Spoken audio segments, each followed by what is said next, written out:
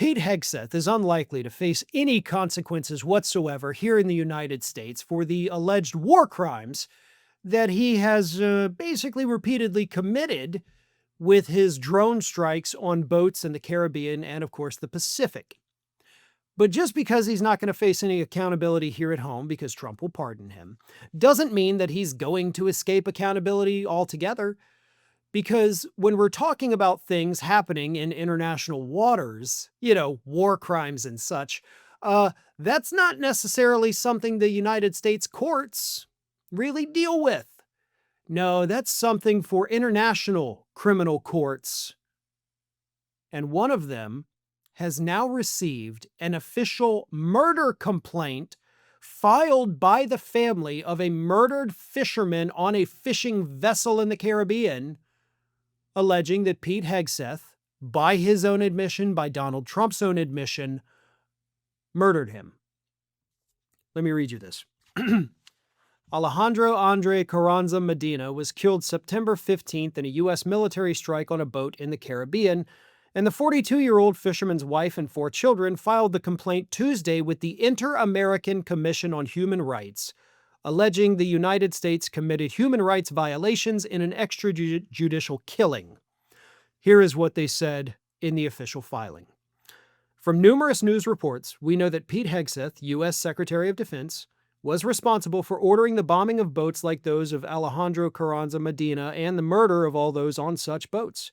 Secretary Hegseth has admitted that he gave such orders despite the fact that he did not know the identity of those being targeted for these bombings and extrajudicial killings.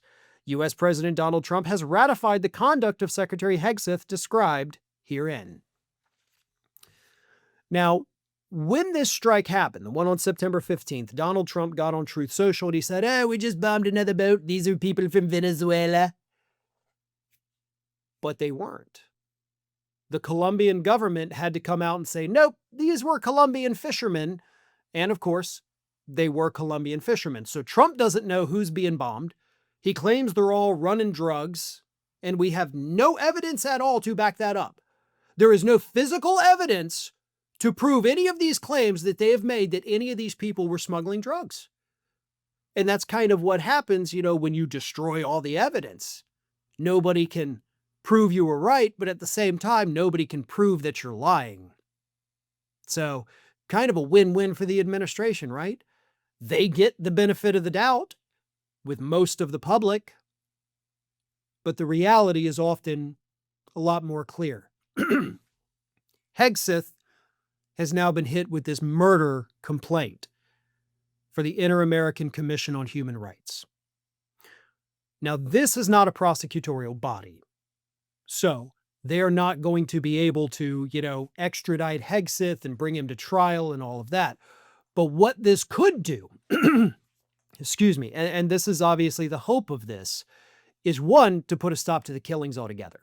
Like, that needs to end immediately. But two, if we can get the international community to come together, and I'm talking about the ICC, the International Criminal Court, if we can get them involved, then there is nowhere Hegseth can run. There is nowhere he can hide, and there is no protection that Donald Trump can offer him. He can be tried, he can be prosecuted, and he can be locked away for the rest of his existence in The Hague. That is a possibility. That is something that could happen.